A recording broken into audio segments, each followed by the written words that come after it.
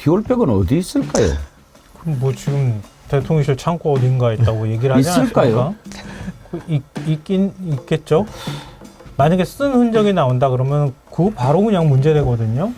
그러면은 포장한 채로 그대로 그냥 있어야 돼요. 근데 포장한 채 그대로 있는지 안 했는지 그 명품백을 저는 받아보지 않아가지고 모르겠는데 포장 뜯으면 티나지 않나요? 이모 유튜브용 아이디 쓰신 분이요. 김건희 디올백 대통령 기록실에 보관했다면서 압수수색하라 그러는데 그런 생각이 드네요. 여기 압수수색이라도 하는 것을 보여주면 수사 제대로 좀 하나? 이런 생각할 것도 같아요. 네, 대통령실에 압수수색하는 건 좀 어려울 것 같고요. 왜 어려워요?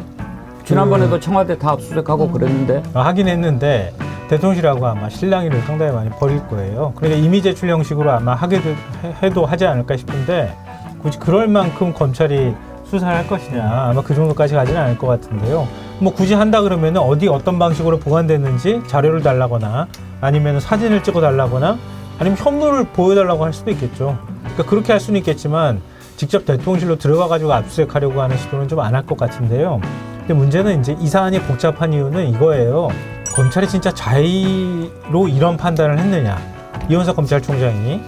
왜냐하면 특검에 들어가면 어찌됐든 간에 검찰 손을 떠나게 돼버리는 거거든요. 근데 그 검찰이 수사를 하는 수사기관이잖아요.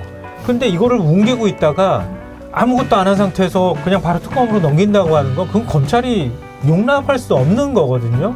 그 어찌됐든 간에 검찰은 어떤 방식으로든 수사해서 그 수사한 내용을 그 특검으로 넘겨줘야 하는 입장인 거예요. 아니면은 검찰 조직이라는 게 필요 없는 거 아닙니까?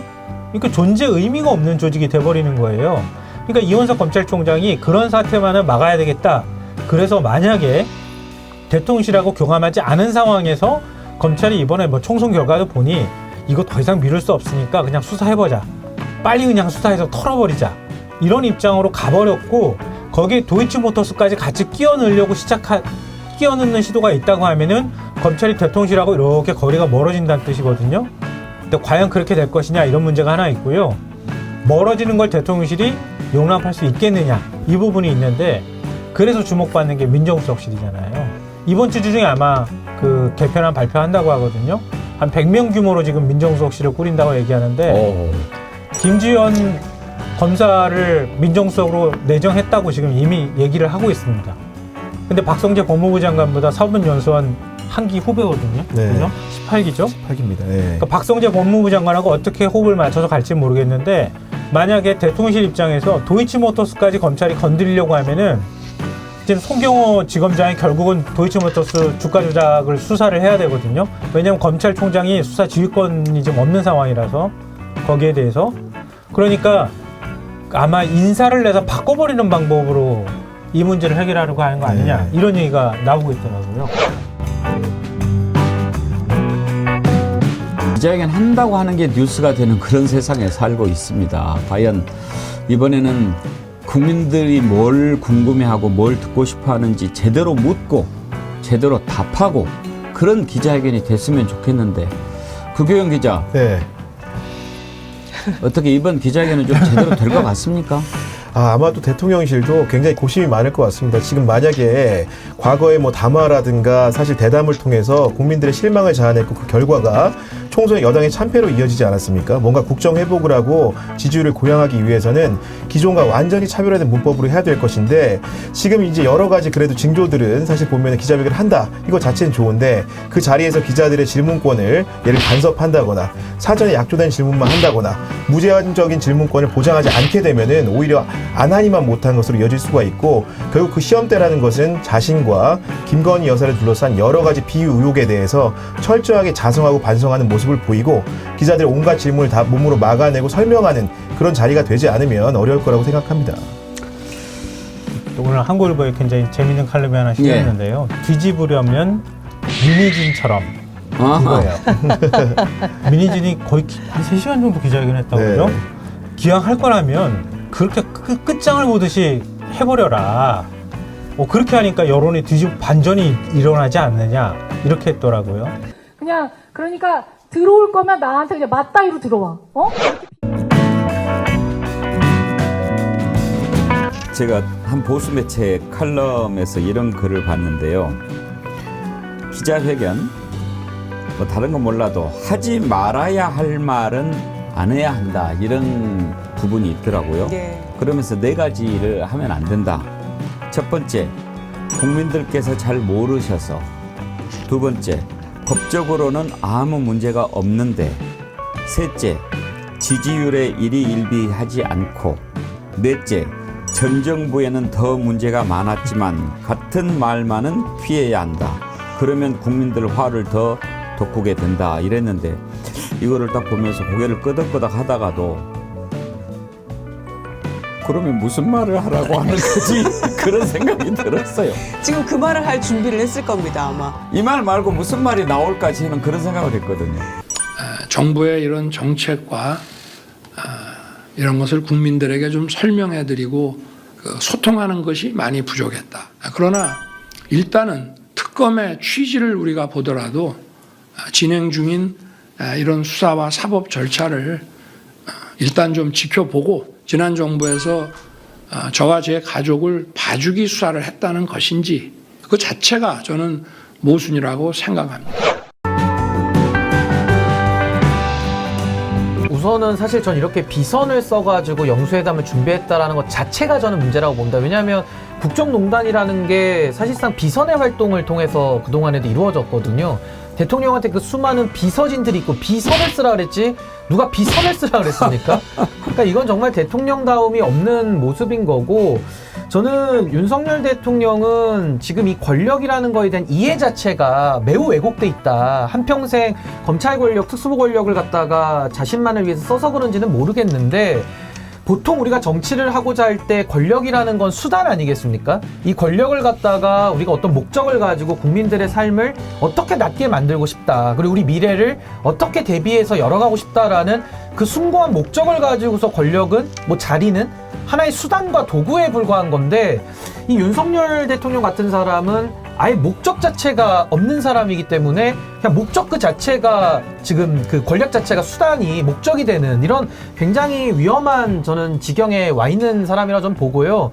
앞으로도 뭐 놔둔다고 해서 자리에 직을 유지한다고 해서 그 대통령다움이 저는 발생할 것 같지는 않고요. 여전히 권력이라고 하는 그 도구 자체를 목적화하면서 계속 그 목적을 유지하기 위한 뭐 소위 말하는 좀 더러운 정치질이라고 할까요? 배신과 야합과 협잡질이 난무하는 국민들의 뒤통수를 치는 일들이 앞으로도 저는 많이 발생할 것 같다라는 좀 불길한 예감이 많이 듭니다.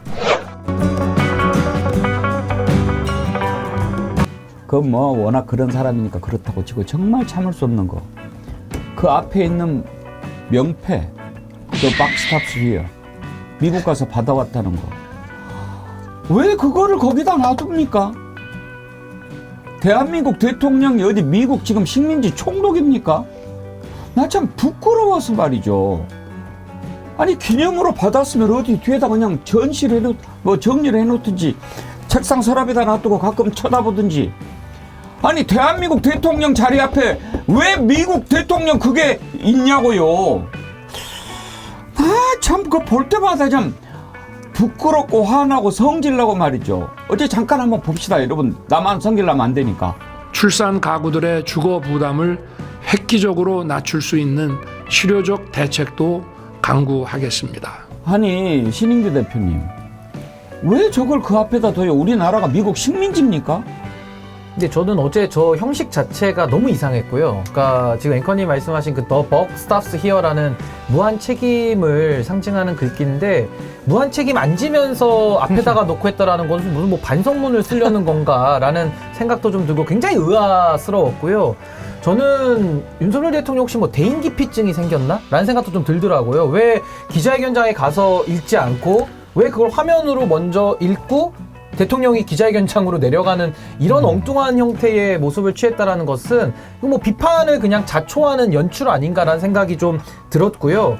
저는 어제 어떤 생각을 했냐면은 대통령이 거의 그 딥페이크 영상처럼 이렇게 움직이지도 않으면서 경직된 상태로 연설문을 그냥 읽었거든요. 그래서 저는 내용도 없길래 무슨 국어 발음 연습하나 뭐 이런 생각이 어제 좀 들면서 저런 행동을 왜 할까? 그리고 내용도 국무회의에서 읽었던 그 잘했는데 촘촘하게 못 알렸다. 그거랑 거의 비슷했거든요.